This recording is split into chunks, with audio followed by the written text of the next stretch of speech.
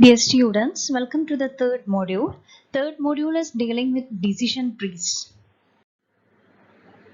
So in order to complete this particular module, as per KTU instruction, we need 8 hours, and this particular module is having a weightage of 12 marks in the university examination.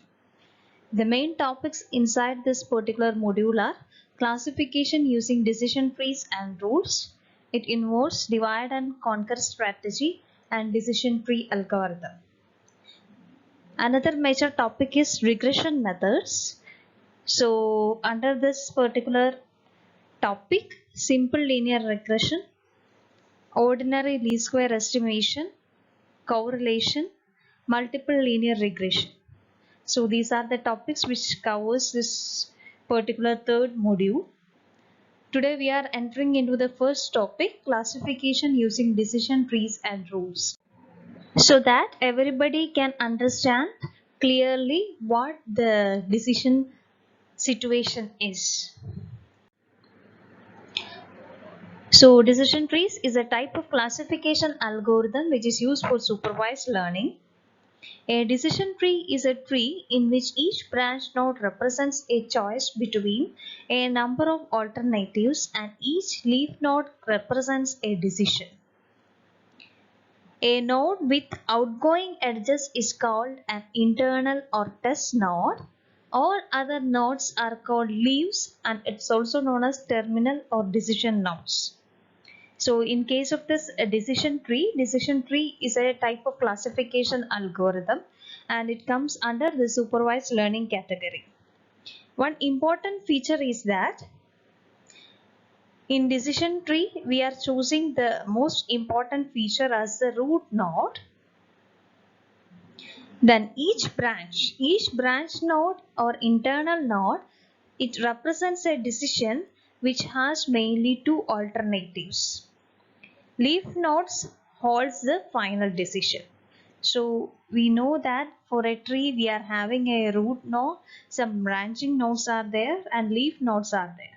So in the case of decision tree, the root node will hold the major condition where what will be happen. So that is a root node. Root node is having many alternatives. Some positive values are there, some negative values are there. Based on the value of root node, the branching of the tree should be happen. Each branch is having, each branch terms, each internal node is having some decision in it, and the final leaf node of a particular node, a particular branch, leaf node of a particular branch should have a final decision in it. So the leaves are always containing the classes of the corresponding classification pattern.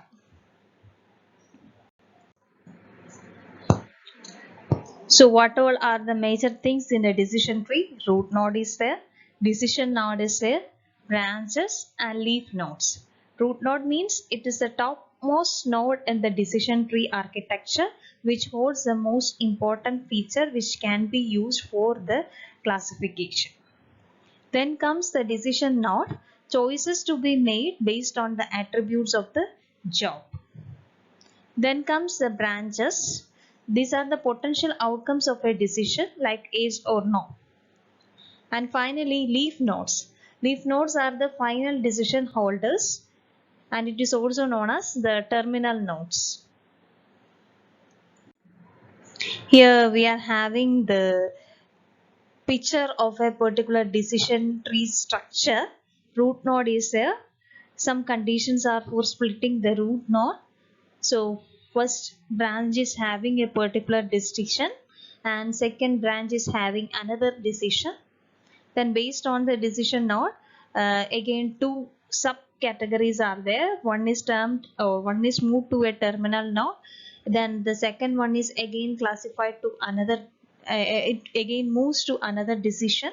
Based on the decision, it moved to the terminal nodes. And in case of the second branch of root node, we are having a decision node. Then for that particular decision, two terminal nodes are there. So the nodes which are represented in green are terminal nodes which contains the final result, and the nodes which is represented in pink shade is having decisions, and blue color node is the root node. And this part of the corresponding, the left hand side of the root node can be treated as a subtree, or it can be termed as a branch itself. Here you can see that all the leaf nodes are having the final decision. The first thing is accepting the offer, and all other cases we are declining the offers. And in between the root node and leaf nodes, we are having some conditional nodes.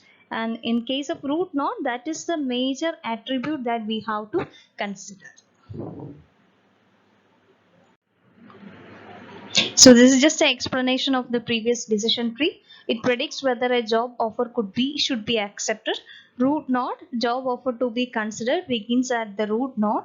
It is then passed through decision nodes, require choices to be made based on the attributes of the job. These choices split the tree across branches. Outcomes of a decision can be yes or no.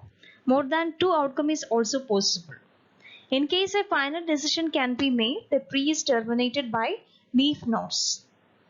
Leaf node means the action to be taken as a result of the series of decisions. So in our example, our final decision is either accepting the job or declining the offer.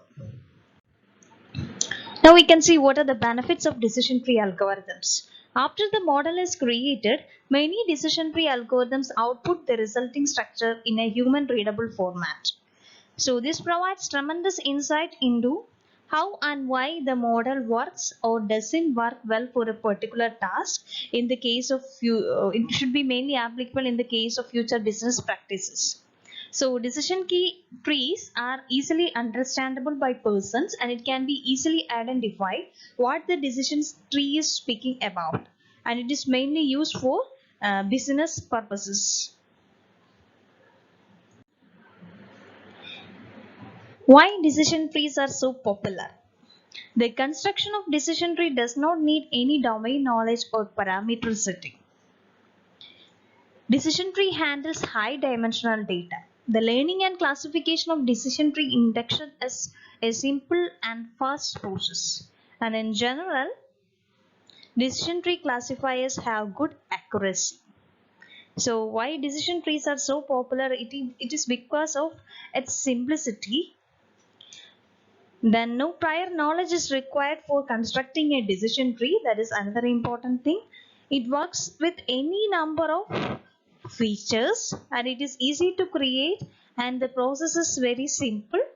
And another important point is that the decision tree classifiers are having good accuracy compared to other methods.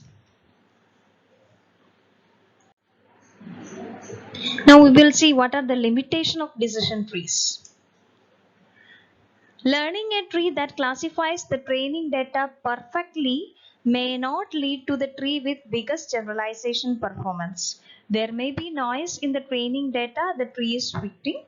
The algorithm might be making decisions based on very little data. So a hypothesis H is said to overfit the training data if there is another hypothesis H dash such that H has a smaller error than H dash on the training data, but H has a larger error on the test data than H dash. So the meaning is that decision tree works well with the training examples. During the creation of a decision tree, there are noises in the data, but the decision tree is not good, having good generalization features for the test data. If you are using training data set,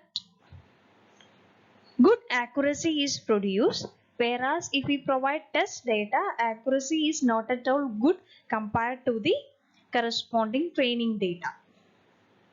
That is the visualization of accuracy on training and testing data is shown here. Here you can see the x-axis is having the complexity of the tree, and y-axis is showing the accuracy. On training, it shows a high accuracy. Then on the case of testing, it shows a low accuracy. So in the case of decision trees, the training accuracy is good compared to the testing accuracy. Hope you understood the basics of decision trees. Thank you.